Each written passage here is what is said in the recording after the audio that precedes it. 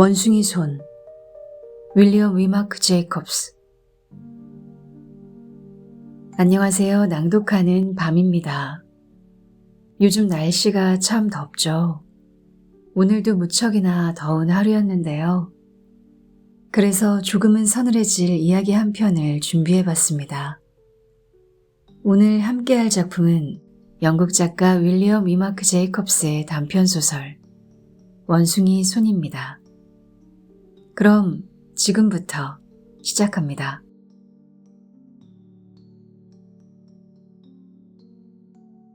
밖은 밤바람이 차갑고 비가 퍼붓고 있었지만 라버넌 빌라의 작은 거실 안은 블라인드가 내려져 있었고 벽난로에는 불길이 환하게 타오르고 있었다. 나이가 지긋한 화이트와 그의 아들은 체스를 두고 있었는데 화이트는 체스에서 대담하게 판을 뒤흔드는 전략을 고집하여 왕을 쓸데없이 큰 위험에 몰아넣곤 했다. 그 모습은 벽난로 곁에서 조용히 뜨개질을 하던 백발의 화이트 부인조차 한마디 하게 만들 정도였다. 저 바람 소리 좀 들어봐. 화이트가 말했다. 그는 이미 돌이킬 수 없는 치명적인 수를 둔 뒤라 아들이 그 실수를 눈치채지 않길 바라며 말을 돌리고 있었다. 듣고 있어요. 아들이 차가운 눈빛으로 체스판을 뚫어져라 바라보며 말했다. 체크.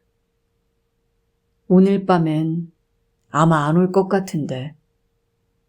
화이트가 손을 체스판 위에 멈춰둔 채 말했다. 체크메이트. 아들이 응수했다. 이렇게 외진데 산다는 게 제일 문제야. 화이트가 갑자기 목소리를 높이며 툴툴댔다. 세상에, 이 흉측하고 질척거리고 외진 동네 중에서도 여기가 최악이지. 길은 온통 진창이고 도로는 그냥 물줄기야. 대체 사람들은 무슨 생각을 하고 사는지 모르겠어. 도로에 집 2채밖에 안 들어섰다고 아무래도 상관없다고 생각하나 봐. 신경 쓰지 마, 여보. 화이트 부인이 부드럽게 달랬다. 다음 판은 이길 수도 있잖아. 화이트는 번쩍 고개를 들어 막 아내와 아들이 주고받은 의미심장한 눈빛을 포착했다. 그의 입술 끝에 걸렸던 말은 사라졌고 그는 잿빛 수염 속에 멋쩍은 웃음을 감췄다. 저기 오네. 아들 허버트 화이트가 말했다. 마당문이 쾅 닫히는 소리와 함께 무거운 발걸음이 집 쪽으로 다가오고 있었다. 화이트가 급히 자리에서 일어나 문을 열고 새로운 손님에게 다정히 인사를 건네는 소리가 들렸다. 새 손님도 자기 신세를 한탄하듯 투덜거려서 화이트 부인은 참나 원 하고 말하며 부드럽게 기침을 했다. 곧 화이트가 방으로 들어섰고 그의 뒤로 눈이 반짝이고 얼굴빛이 불그스름한 건장한 체격의 남자가 따라 들어왔다. 서전트 메이저 모리스야. 화이트가 그를 소개했다. 모리스는 손을 맞잡고 벽난로 곁에 내어준 자리에 앉았다. 그리고 화이트가 위스키와 잔들을 꺼내고 작은 구리 주전자를 불 위에 올리는 모습을 지켜보았다. 세 잔째 잔을 비우자 그의 눈빛이 한층 밝아졌고 그는 이야기를 풀어놓기 시작했다. 가족 셋은 의자 등받이에 몸을 기대고 앉아 거친 풍경이나 용맹한 무용담, 전쟁과 역병, 기이한 민족들에 대한 그의 이야기에 귀를 쫑긋 세웠다. 21년이나 됐네. 화이트가 아내와 아들을 번갈아 보며 고개를 끄덕였다. 모리스 씨가 떠날 땐 창고에서 일하던 앳된 청년이었는데 이제 저렇게 됐잖아. 그렇게 힘들게 산 것 같아 보이지는 않는데. 화이트 부인이 공손히 말했다. 나도 인도에 한번 가보고 싶어. 그냥 구경이라도 좀 해보고 말이지. 화이트가 말했다. 지금 계신 데가 제일 좋으실 겁니다. 모리스가 고개를 저으며 말했다. 그는 빈 잔을 내려놓고 부드럽게 한숨을 내쉰 뒤 잔을 다시 흔들었다. 그 옛날 신전들이며 수도자들이며 고개사들이며 그런 것들도 좀 보고. 화이트가 말했다. 며칠 전에 말씀하셨던 게 뭐였죠, 모리스 씨? 원숭이 손인가 뭔가? 별거 아닙니다. 모리스가 급히 말했다. 아니, 적어도 딱히 들을 만한 이야기는 아니에요.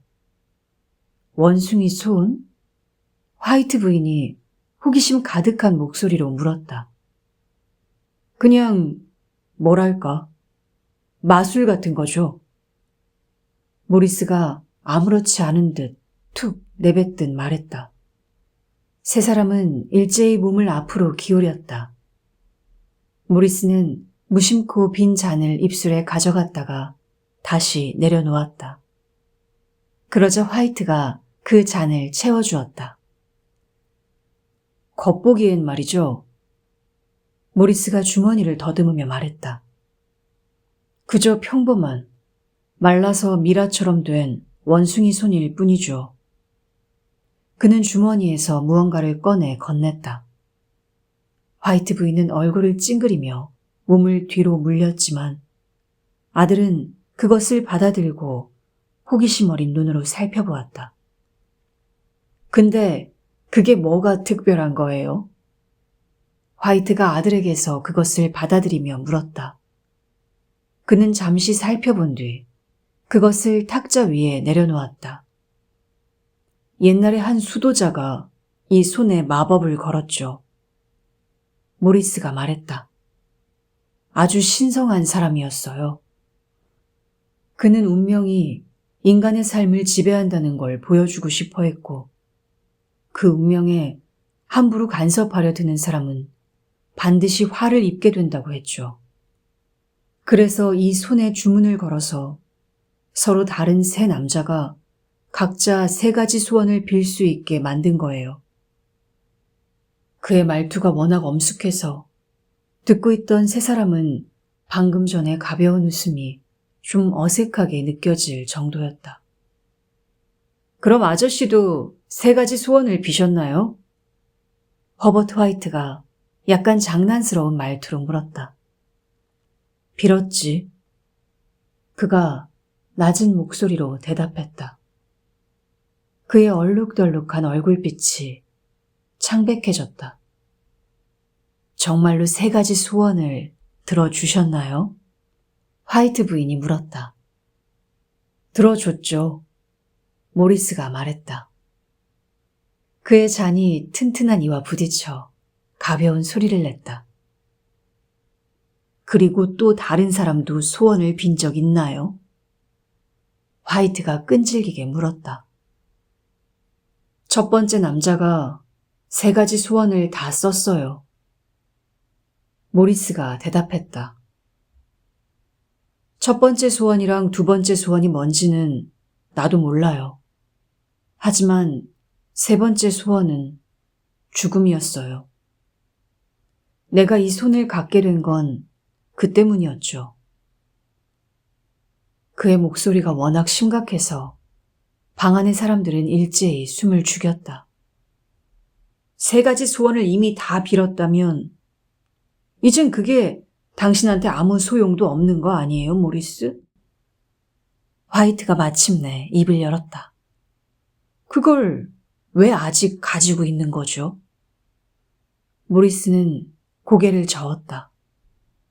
그냥 뭐랄까, 별 이유 없이 갖고 있는 거죠. 그가 느릿하게 말했다.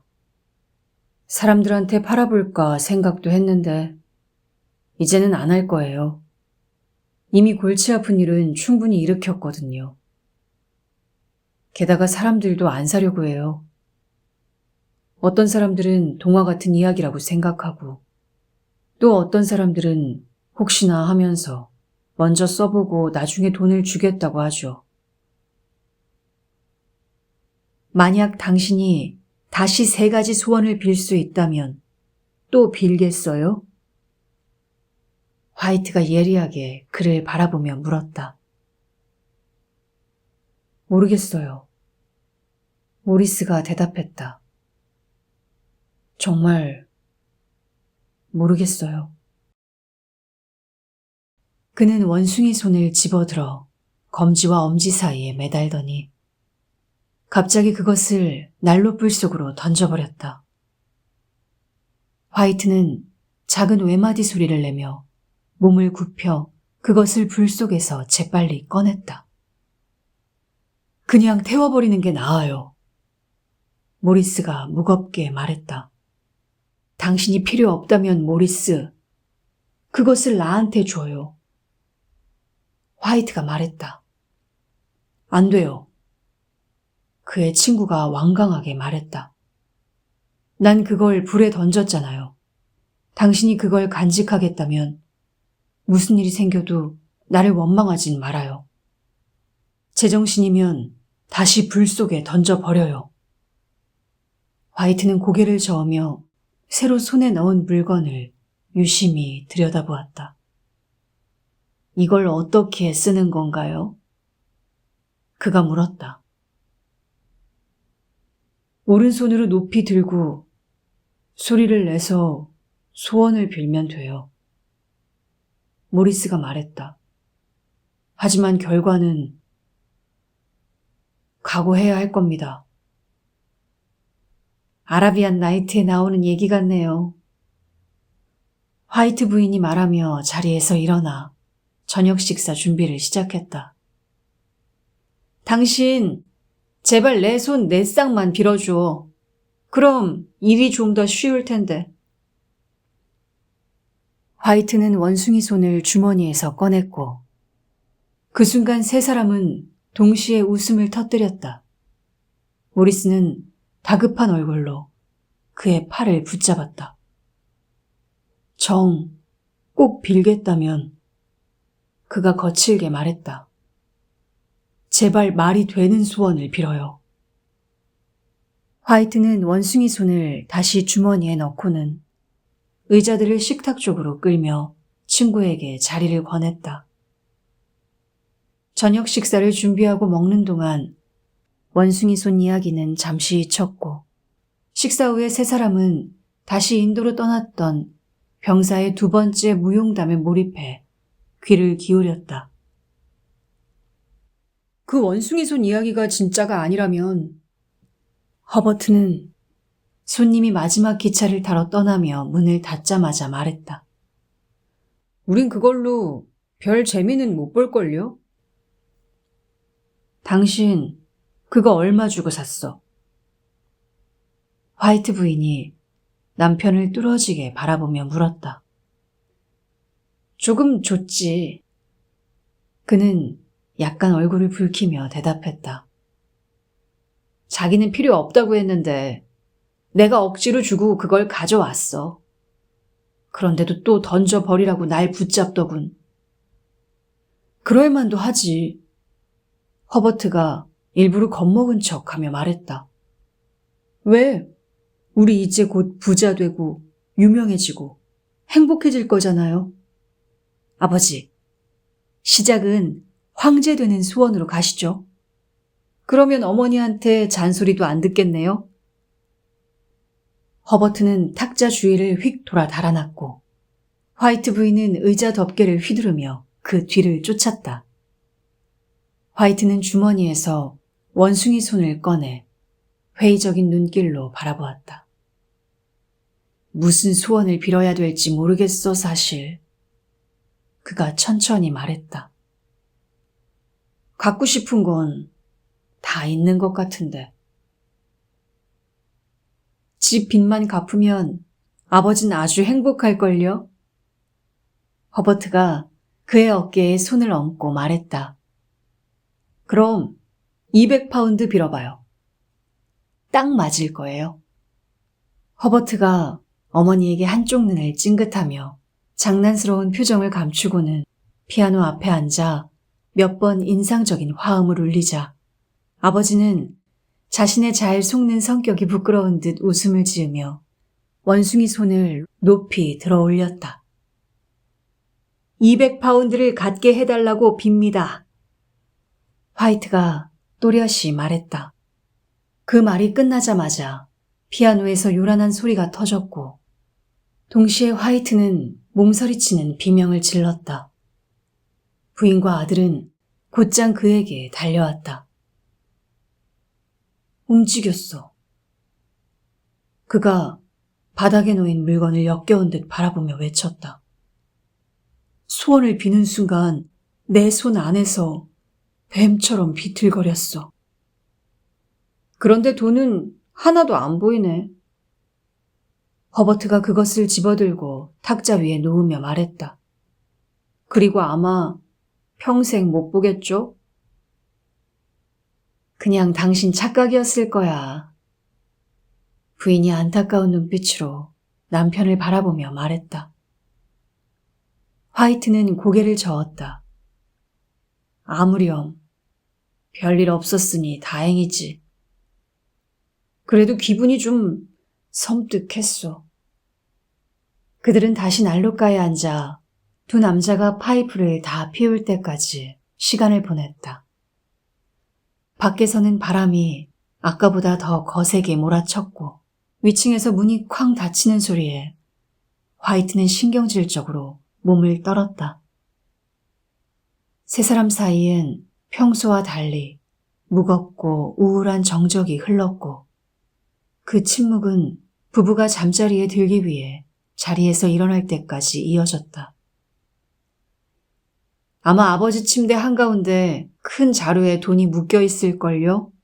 그리고 옷장 위엔 뭔가 끔찍한 놈이 쪼그리고 앉아 아버지가 부정하게 얻은 돈을 집어넣는 걸 지켜보고 있겠지. 허버트가 부모에게 작별 인사를 하며 말했다. 허버트는 혼자 어두운 방에 앉아 사그라드는 난로 불길을 바라보았다. 불 속에는 온갖 얼굴들이 떠올랐다. 마지막으로 보인 얼굴은 너무 흉측하고 원숭이처럼 생겨서 그는 놀라움에 넋을 잃고 바라보았다. 그 얼굴이 너무도 생생하게 눈앞에 떠오르자 그는 약간 불안한 웃음을 흘리며 물 한 잔을 찾아 탁자 위를 더듬었다. 그 순간 그의 손에 잡힌 것은 원숭이 손이었고 그는 소름이 끼쳐 손을 재킷에 쓱 문지른 뒤 잠을 자러 위층으로 올라갔다. 다음 날 아침, 겨울 햇살이 아침 식탁 위로 쏟아져 들어오자 그는 전날 밤의 두려움을 비웃었다. 방 안은 어젯밤에는 없던 평범하고 건전한 기운으로 가득 차 있었고 더럽고 쭈글쭈글한 작은 원숭이 손은 효험 같은 건 별로 믿지 않는 듯 무심히 식기장 한켠에 내팽개쳐져 있었다. 옛 군인들은 다 저런가 봐. 우리가 그런 허튼 소리를 듣고 있었다니. 요즘 세상에 어떻게 소원이 이루어진단 말이야. 설령 이루어진다 해도 200파운드가 당신한테 무슨 해가 되겠어? 화이트 부인이 말했다. 하늘에서 아버지 머리 위로 떨어질 수도 있잖아요. 허버트가 경솔하게 말했다. 모리스가 그러는데 일들이 너무 자연스럽게 일어나서 마음만 먹으면 다 우연이라고 생각할 수 있을 정도래. 화이트가 말했다. 글쎄, 제가 돌아오기 전엔 돈 쓰지 마세요. 허버트가 식탁에서 일어서며 말했다. 괜히 그 돈 때문에 아버지가 욕심 많고 인색한 사람으로 변할까봐 걱정이에요. 그러면 우리가 아버지를 의절해야 하잖아요. 화이트 부인은 웃음을 터뜨렸고 그를 따라 문간까지 나가 길을 따라 걸어가는 아들을 눈길로 배웅했다. 그리고 다시 아침 식탁으로 돌아와 남편의 잘 속는 성격을 두고 한참 즐겁게 웃었다. 그러나 그렇다고 해서 그녀가 우편 배달부의 노크 소리에 황급히 문으로 달려가는 걸 막지는 못했다. 술을 좋아하는 퇴역 중사들에 대해 다소 퉁명스러운 말투로 언급하게 만드는 것도 막지 못했다. 우편물이 하필 재단사 청구서였기 때문이다. 허버트가 저녁에 또 한마디씩 웃기는 소리를 하겠지. 그녀가 말했다. 그들은 저녁 식탁에 마주 앉아 있었다. 그럴 거야. 화이트가 대답하며 맥주를 따랐다. 하지만 그건 그렇다 치고 그 물건이 내 손 안에서 움직였다는 건 사실이야. 그건 내가 맹세할 수 있어. 당신이 그렇게 느낀 것뿐이야. 화이트 부인이 달래듯 말했다. 아니야. 분명히 움직였어. 그게... 아니, 왜 그래? 화이트가 말을 하다 말고 물었다. 그의 아내는 대답하지 않았다. 그녀는 창밖을 내다보고 어찌할 바를 몰라하며 집 쪽을 힐끔거리던 한 남자의 수상쩍은 움직임을 지켜보고 있었다.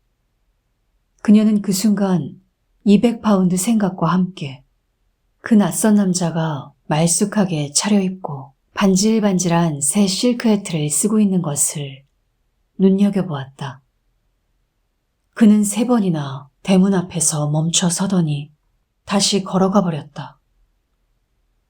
4번째에야 그는 문에 손을 올리고 한참 서 있더니 갑자기 결심한 듯 문을 획 밀어 열고 집 쪽으로 걸어 들어왔다.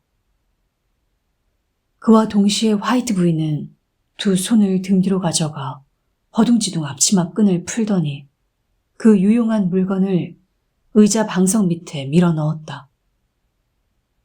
그녀는 어딘가 불편해 보이는 그 낯선 이를 거실로 데려왔다. 그는 그녀를 몰래 살피며 부인이 방 안이 어수선한 것과 남편이 평소 정원일 할 때 입는 그 낡은 외투를 변명하듯 이야기하는 동안도 어디 딴 생각에 잠긴 듯 산만하게 듣고 있을 뿐이었다. 그녀는 여자로서 허용되는 한도 안에서 최대한 인내심을 가지고 그가 용건을 꺼내길 기다렸으나 그는 처음엔 이상하리만치 말이 없었다. 저 들르라고 해서 왔습니다. 그가 마침내 입을 열며 바지에 붙은 실밥 한 조각을 떼어냈다. 저는 모엔 맥인스에서 왔습니다.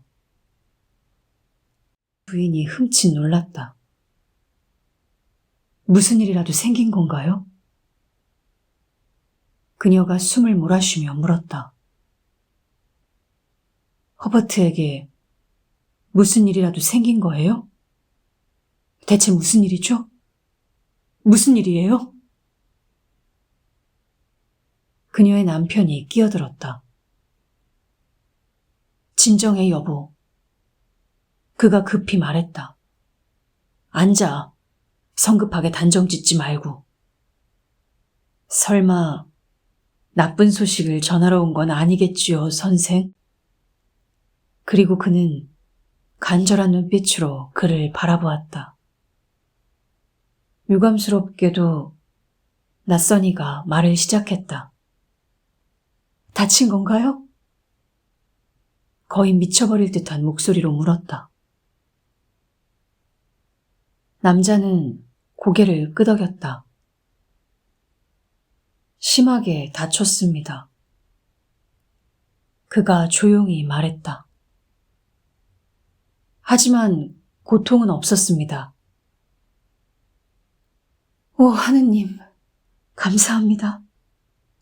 부인이 2 손을 모으며 말했다.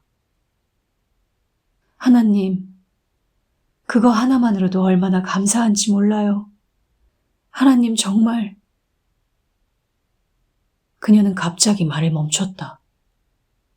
방금 들은 그 고통 없었다는 말 속에 숨겨진 끔찍한 의미가 문득 깨달아졌기 때문이다. 그리고 그녀는 그 남자가 고개를 돌려 외면하고 있는 모습에서 자신의 두려움을 무섭도록 확실히 확인할 수 있었다. 그녀는 숨을 헐떡이며 반응이 더딘 남편을 향해 몸을 돌리더니 떨리는 늙은 손을 그의 손 위에 올려놓았다. 방 안에는 한동안 깊은 침묵이 흘렀다. 기계에 끼었습니다. 마침내 방문객이 낮은 목소리로 말했다. 기계에 끼었다고? 화이트가 되풀이하듯 말했다. 그래. 그는 멍하니 창밖을 바라보며 앉아있다가 아내의 손을 두 손으로 감싸 쥐었다. 우리에겐 그 아이 하나밖에 없었는데. 그가 조심스레 고개를 돌려 방문객을 바라보며 말했다. 너무 가혹하네. 그 남자는 헛기침을 하더니 천천히 일어나 창가로 걸어갔다. 회사에서 이 큰 상실에 대해 진심으로 애도의 뜻을 전해달라고 했습니다. 그가 고개를 돌리지 않은 채 말했다. 저는 단지 그들의 심부름꾼일 뿐이며 명령을 따를 뿐이라는 것을 이해해 주십시오. 대답은 없었다. 늙은 여인의 얼굴은 핏기 없이 하얗고 눈은 커다랗게 뜬 채 숨소리조차 들리지 않았다. 남편의 얼굴에는 마치 그의 친구인 모리스가 첫 전투에 나가면서 지어슴직한 표정이 떠올라 있었다. 회사는 어떤 책임도 질 수 없다고 전해달라고 했습니다. 그 남자가 계속해서 말했다. 어떠한 법적 책임도 인정하지 않지만 그래도 당신 아드님의 근속을 고려하여 위로금 명목으로 약간의 금액을 전달하고자 합니다. 화이트는 아내의 손을 놓고 자리에서 일어나더니 끔찍한 표정으로 방문객을 바라보았다. 그의 메마른 입술이 간신히 말의 모양을 만들었다. 얼마입니까? 200파운드입니다.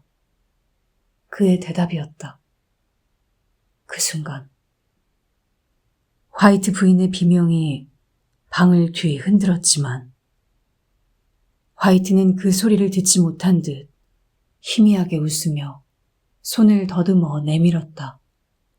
마치 눈먼 사람처럼 허공을 헤매던 그의 손은 결국 힘없이 떨어졌고 그는 축 늘어진 채 바닥에 쓰러져 의식을 잃었다. 집에서 약 2마일 떨어진 새로 조성된 거대한 공동묘지에서 화이트 부부는 아들의 장례를 치르고 돌아왔다. 그들이 돌아온 집 안은 짙은 그림자와 정적에 잠겨 있었다. 모든 일이 너무도 순식간에 끝나버려 처음에는 그것이 실감나지 않았다. 마치 뭔가 다른 일이 곧 일어나리라는 이 무겁기만 한 슬픔을 조금이나마 덜어줄 또 다른 일이 있으리라는 막연한 기대 속에 머물러 있는 듯했다. 그러나 시간은 흘러갔고 그 기대는 체념으로 바뀌었다. 그것은 흔히 무심함이라고 오해되곤 하는 나이 든 사람들 특유의 희망 없는 체념이었다. 그들은 이제 서로 거의 말을 주고받지 않았다. 더 이상 함께 나눌 이야기가 없었고 하루하루는 견디기 힘들 만큼 길고 지루했다. 그 일이 있은 지 약 일주일쯤 지나 화이트는 한밤중에 문득 잠에서 깨어 손을 뻗었으나 곁이 텅 비어있음을 느꼈다. 방 안은 깜깜했고 창가 쪽에서 억눌려 울음을 터뜨리는 소리가 들려왔다. 그는 몸을 일으켜 귀 기울였다. 돌아와. 춥잖아. 그가 다정히 말했다. 우리 아들은 더 춥겠지? 화이트 부인이 대답하며 다시 울음을 터뜨렸다. 그녀의 흐느낌 소리가 점점 희미해지며 그의 귀에서 멀어졌다. 이불 속은 따뜻했고 그의 눈꺼풀은 다시 무겁게 내려앉았다.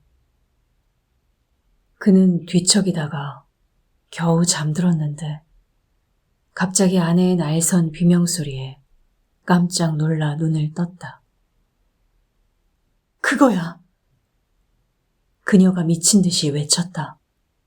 원숭이 손! 그가 깜짝 놀라 자리에서 벌떡 일어났다. 어디 있어? 무슨 일이야? 그녀는 비틀거리며 그에게 다가왔다.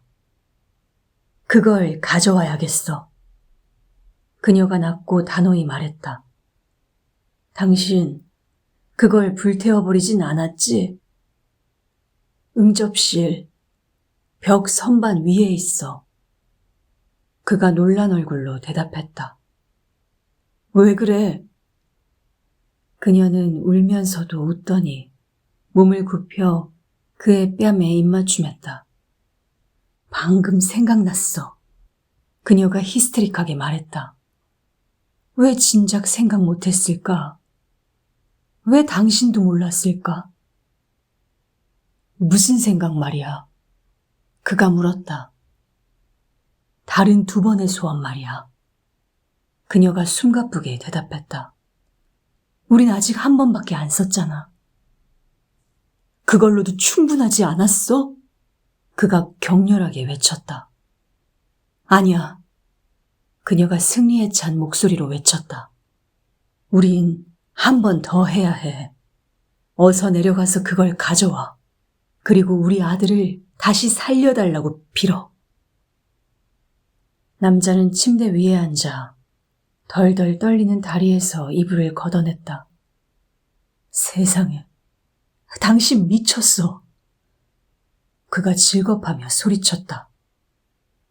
가져와. 그녀가 숨을 몰아쉬며 말했다. 어서 가져와서 소원 빌어. 아들 좀, 우리 아들 좀.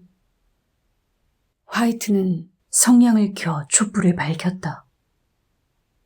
어서 이불 속으로 들어가. 그가 떨리는 목소리로 말했다. 당신 지금 무슨 말을 하는지도 모르잖아. 첫 번째 소원은 이루어졌잖아. 화이트 부인이 열에 들뜬 목소리로 말했다. 그렇다면 2번째도 안 될 게 뭐가 있어? 그건 단순한 우연이었어. 화이트가 더듬거리며 말했다. 어서 가서 그걸 가져와서 소원을 빌어줘. 그녀는 전율하며 외쳤다. 화이트는 몸을 돌려 아내를 바라보았다. 그의 목소리는 떨렸다. 죽은 지 열흘이나 지났어. 게다가 다른 말은 하지 않으려 했는데 옷으로 바뀐 그 아이를 알아볼 수 없었어. 그때조차 당신이 참아 보지 못할 만큼 끔찍했는데 지금은 오죽하겠어. 그 아이를 데려와. 화이트 부인이 울부짖으며 그를 문 쪽으로 잡아 끌었다. 내가 품에 안고 키운 자식을 무서워할 것 같아? 그는 어두운 집안을 내려갔다. 손으로 더듬으며 응접실에 이르러 다시 벽난로 선반 쪽으로 갔다. 원숭이 손은 제자리에 있었는데 막연히 품고 있던 공포가 그를 덮쳤다. 말을 꺼내기도 전에 끔찍하게 훼손된 아들이 눈앞에 나타날까봐 그는 숨이 막힐 듯 헐떡였다. 그러다 문이 어디 있는지 방향을 잃은 것을 깨닫고 식은땀으로 이마가 흥건해졌다. 그는 식탁 가장자리를 더듬으며 벽을 짚고 돌아서다가 마침내 그 혐오스러운 물건을 손에 든 채 복도로 나섰다. 그가 방에 다시 들어섰을 때 그의 눈에 비친 아내 얼굴은 어쩐지 달라 보였다. 창백했고 잔뜩 기대에 차 있었으며 그의 불안한 눈에는 그 얼굴이 어쩐지 비현실적으로 느껴졌다. 그는 아내가 두려웠다. 소원 빌어. 그녀가 힘있는 목소리로 외쳤다. 그건 어리석고 사악한 짓이야. 그가 떨리는 목소리로 중얼거렸다. 소원 빌어. 아내가 거듭 외쳤다. 그는 손을 들어 올렸다. 내 아들을 다시 살려달라고 빕니다. 원숭이 손이 바닥으로 떨어졌다. 그는 그것을 두려운 눈길로 내려다보았다. 그리고는 온몸을 떨며 의자에 주저앉았다. 그동안 화이트 부인은 이글거리는 눈빛으로 창가 쪽으로 걸어가 블라인드를 번쩍 들어 올렸다. 그는 식은 기운에 쌓여 한참 동안 그 자리에 앉아 있었다. 가끔 창밖을 내다보는 아내 모습도 흘낏 바라보았다. 중국제 촛대 안에서 촛농이 거의 다 타들어가며 끝자락이 벽과 천장에 숨가쁘게 흔들리는 그림자를 들이우더니 다른 때보다 더 크게 흔들리며 꺼져버렸다. 원숭이 손이 아무 말도 이루지 못했다는 사실에 이루 말할 수 없는 안도감을 느끼며 화이트는 다시 침대로 들어갔다. 그리고 몇 분 뒤 화이트 부인도 아무 말 없이 무심하고 공허한 표정으로 그의 곁에 누웠다. 두 사람은 아무 말 없이 누워서 시계가 째깍거리는 소리를 들었다. 그때 계단이 삐걱 소리를 냈고 벽 속을 쥐 한 마리가 바삐 지나갔다. 어둠은 숨막힐 듯 짙었고 화이트는 한참 누워있다가 마음을 다잡고는 성냥갑을 집어들었다. 성냥 하나를 켜 불을 붙인 뒤 촛불을 가지러 아래층으로 내려갔다. 계단 끝에 이르렀을 때 성냥불이 꺼졌다. 그는 멈춰 서서 또 다른 성냥을 켜려 했다. 바로 그 순간이었다. 거의 들리지 않을 만큼 조용하고 은밀한 노크 소리가 현관문에서 울렸다. 그의 손에서 성냥갑이 떨어지며 복도 바닥에 쏟아졌다. 그는 꼼짝도 하지 못한 채 숨을 죽이고 서 있었다. 노크 소리가 다시 들리자 그는 몸을 돌려 방으로 황급히 달려 올라가 문을 닫았다. 그때 세 번째 노크가 집안 가득 울려 퍼졌다. 무슨 소리야? 화이트 부인이 벌떡 일어나 외쳤다. 쥐야. 화이트가 떨리는 목소리로 말했다. 쥐가 계단에서 내 옆을 스쳐 지나갔어. 화이트 부인은 침대에 앉아 귀를 기울였다. 그 순간 한층 더 큰 노크 소리가 집안을 울렸다. 허버트야! 그녀가 비명을 지르듯 외쳤다. 허버트야! 그녀가 문 쪽으로 달려가려 했으나 화이트가 먼저 몸을 던져 그녀의 팔을 꽉 붙잡았다. 뭘 하려는 거야? 그가 쉰 목소리로 속삭였다. 내 아들이야. 허버트라고. 그녀가 기계처럼 몸부림치며 소리쳤다. 그 애가 2마일이나 떨어져 있다는 걸 깜빡했어. 왜 날 붙잡고 있어? 놔줘. 문을 열어야 해. 제발, 제발 그를 들이지 마. 화이트가 떨리는 목소리로 외쳤다. 당신은 자기 아들이 무섭다는 거야? 그녀가 몸부림치며 소리쳤다. 날 놔줘. 가고 있어, 허버트. 엄마가 가고 있어. 또 한 번, 그리고 또 한 번 노크소리가 울렸다. 화이트 부인은 갑자기 힘껏 팔을 비틀어 화이트의 소나기를 뿌리치고 방 밖으로 달려나갔다. 화이트는 복도 끝까지 쫓아가 그녀의 이름을 부르며 애원했다.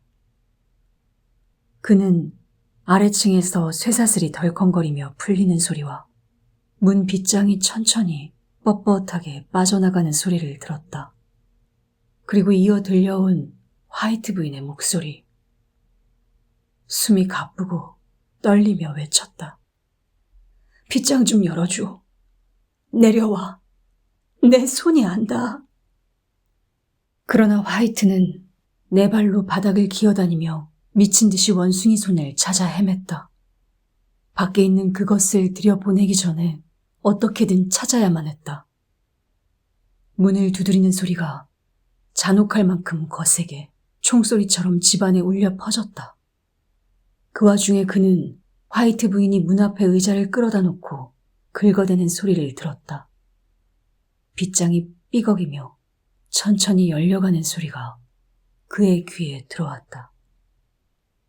바로 그때 그는 마침내 원숭이 손을 찾아 움켜쥐고 미친 듯이 마지막 소원을 숨죽여 빌었다. 노크 소리는 갑자기 뚝 멈췄다. 그러나 그 메아리는 여전히 집 안에 잔향처럼 울리고 있었다. 의자가 끌려나가는 소리가 났고 문이 열리는 소리가 뒤따랐다. 차가운 바람이 계단 위로 몰아치듯 불어올라왔다. 그리고 화이트 부인이 길고도 처절한 통곡으로 실망과 비탄을 터뜨렸다. 그 소리에 용기를 얻은 화이트는 아래층으로 달려가 그녀 곁에 섰다. 그리고 문 너머 대문 밖으로 내달렸다. 길 건너 깜빡이며 흔들리는 가로등 불빛이 고요하고 아무도 없는 텅 빈 도로 위를 비추고 있었다.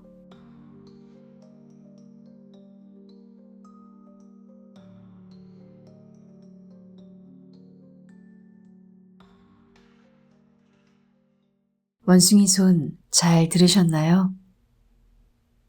우리가 바라는 모든 것이 정말 행복으로 이어질까요? 어쩌면 아무 일도 일어나지 않기를 기도해야 하는 걸지도 모르겠습니다. 낭독하는 밤이었습니다. 다음 이야기에서 다시 만나요. 편안한 꿈 꾸시길 바랍니다.